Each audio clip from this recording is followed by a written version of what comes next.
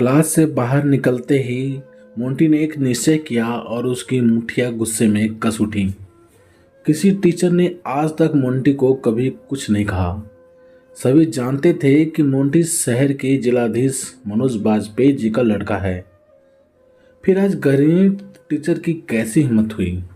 लगता है उन्हें मोंटी का परिचय नहीं मालूम। इनको कोई न कोई सबक देना ही होगा, मोंटी ने मन ही मन सोचा। वो तेजी से स्कूल की कैंटीन की तरफ बढ़ चला। उसके कानों में अब भी गणित की नई टीचर मिस नलिनी के शब्द रह रहकर गूंज रहे थे। Monty, get out from the class. आखिर उसने ऐसा कौन सी गलती कर दी थी जो मिस नलिनी ने उसे क्लास से बाहर भगा दिया। केवल अजय की पीठ में पीछे से पिन ही तो चुभोई थी उसने। इससे आखिर कौन सा पहाड़ टूट पड़ा था अजय के ऊपर। कैंटीन में जाते ही मोंटी ने अपना गुस्सा बूढ़े रघु पर उतारा। उसने रघु को बिना बात के ही डांटना शुरू कर दिया। रघु बेचारा जल्दी से मोंटी के लिए चाय समोसे लेने चला गया। वो जानता था कि अगर उसने डांटने का कारण पूछा तो मोंटी उसकी हड्डी पसली तो तोड़ ही देगा।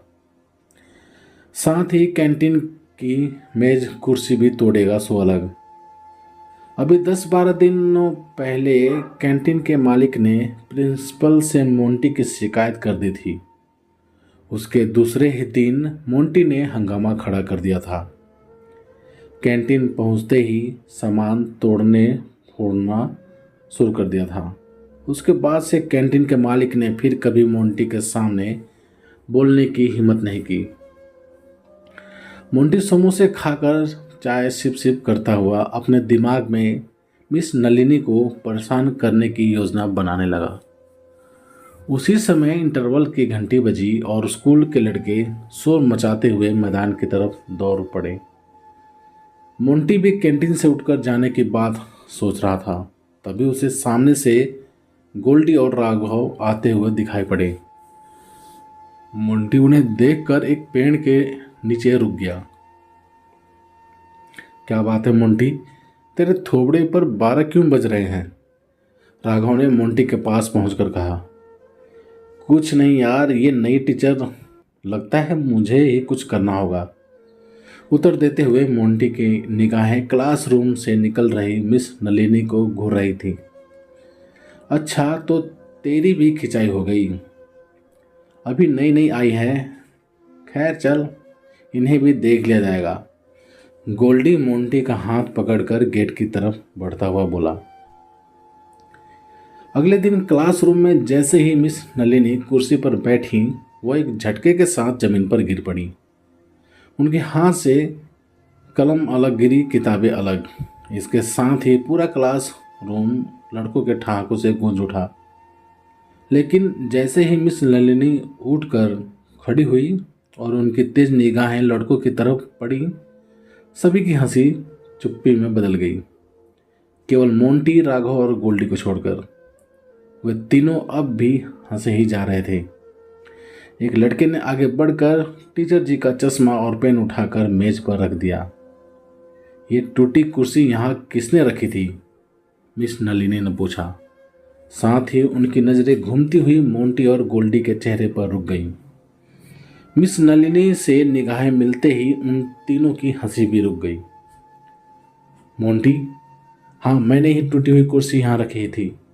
मिस नलिनी के आगे कुछ बोलने से पहले ही मोंटी अपनी जगह पर खड़ा होकर बोला और अपना बैग लेकर एक झटके के साथ क्लास के बाहर चला गया।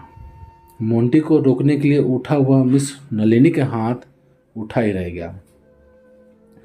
उनकी आंखें बाहर जाते हुए मोंटी को दूर तक देखती रहीं। पूरी क्लास के लड़के तब से हुए बैठे रहे। मिस नलिनी ने मेज से अपनी कलम, पर्स और रजिस्टर उठाया और थके हुए स्वरों में लड़कों से बोली, आज मैं क्लास नहीं लूँगी। इसके बाद बोझिल कदमों से स्टाफ रूम की ओर वो चली गई। इस घटना को 1 महीना बीत गया। इस बीच स्कूल में सब कुछ सामान्य ही रहा। हाँ, उस दिन के बाद से मोंटी ने गणित की क्लास में आना बंद कर दिया। एक दिन स्कूल के सभी लड़कों को प्रिंसिपल की तरफ से सूचना दी गई कि उन्हें अगले रविवार को शहर के बाहर वाले झरने पर पिकनिक मनाने जाना है। लड़के यह सूचना पाकर खुशी से झूम उठे। अभी तक के स्कूल के इतिहास में पिकनिक पर लड़कों को ले जाने का जो पहला कार्यक्रम बना था, इसके लिए प्रिंसिपल को तैयार किया था मिस नलिनी ने, क्योंकि खुद अपने विद्यार्थी जीवन में वो एक सफल स्काउट रह चुकी थी। स्काउट कैंपों और प्रतियोगिताओं में प्राप्त हुए मेडल्स आज भी उनके पास सुरक्षित थे। उनका विश्वास था कि विद्यार्थियों के लिए प्राकृतिक एवं दर्शनीय स्थलों का भ्रमण करना उतना ही आवश्यक है जितना कि क्लास में पढ़ना। रविवार को स्कूल के सभी बच्चे 2 बसों में बैठकर सवेरे 10 बजे तक झरने के किनारे पहुंच गए। बच्चों के साथ स्कूल के सभी अध्यापक भी आए थे। मोंटी अपने साथ उस दिन अपने छोटे भाई मोनू को भी ले गया था। मिस नलिनी ने बस रुकने के पहले ही सभी बच्चों को समझा दिया था कि कोई लड़का झरने के पानी में नहाएगा नहीं और ना ही शैतानी करेगा। 1 बजे तक सब लड़के बस के पास खाना खाने आ जाएंगे। इसके बाद बस का दरवाज़ा खुलते ही सारे लड़के इधर उधर बिखर गए और मस्ती करने लगे। मोंटी एक पेड़ के नीचे राघव और गोल्डी के साथ खड़ा बातें कर रहा था। तभी उन्हें एक लड़के की चीख सुनाई पड़ी और साथ ही कई लड़कियों की बचाओ बचाओ की आवाज़ें। मोंटी और राघव एक साथ आवाज़ की दिशा में भागे। थोड़ा आगे बढ़ते ही दोनों के सामने जो दृश्य आया उसे देख वो सब स्तब्ध रह गए। मोंटी का छोटा भाई मोनू झरने के किनारे गहरे पानी में डुबकियां लगा रहा था। पानी का बहाव काफ़ी तेज था और एक क्षण की देर होने पर मोनू झरने की तेज लहरों में समा जाता। वहाँ लड़कों की भीड़ में आसपास के और भी कई लोग आकर खड़े हो गए थे, पर किसी की हिम्मत पानी की तेज धारा में कूदने की नहीं हो रही थी। अचानक मोंटी भीड़ में से निकलकर तेजी से झरने की तरफ बढ़ा और मिस नलिनी के रोकते रोकते पानी में कूद पड़ा। उसने तैरकर मोनू की तरफ बढ़ने की कोशिश की, लेकिन उसे लग रहा था कि पानी की तेज धारा के साथ वो खुद भी मोनू की तरह झरने के गहराई की ओर जा रहा है। अचानक उसका सिर एक पत्थर से टकराया और बेहोश होते होते भी उसने देखा कि मिस नलिनी भी पानी में कूद पड़ी हैं। होश में आने पर मोंटी ने खुद को अस्पताल के बिस्तर पर पड़ा पाया। उसके डैडी, मम्मी, मोनू, राघव, गोल्डी सब उससे घिरे खड़े थे।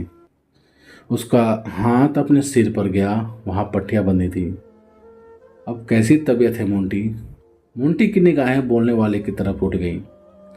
अरे मिस नलिनी यहाँ। मिस नलिनी उसके बगल में आकर बैठ गई, लेकिन मोंटी की हिम्मत नहीं हो रही थी कि वो उनकी तरफ देख सके। उसका मन नलिनी टीचर के प्रति किए गए अपने व्यवहार को याद करके ग्लानि से भर उठा। एक तरफ नलिनी टीचर हैं जिन्होंने उसे बचाने के लिए अपनी जान की परवाह नहीं की, और दूसरी तरफ वो खुद आज तक नलिनी टीचर के प्रति क्या व्यवहार करता रहा है। अगर आज टीचर जी ना होती तो उसका क्या हुआ मोंटी?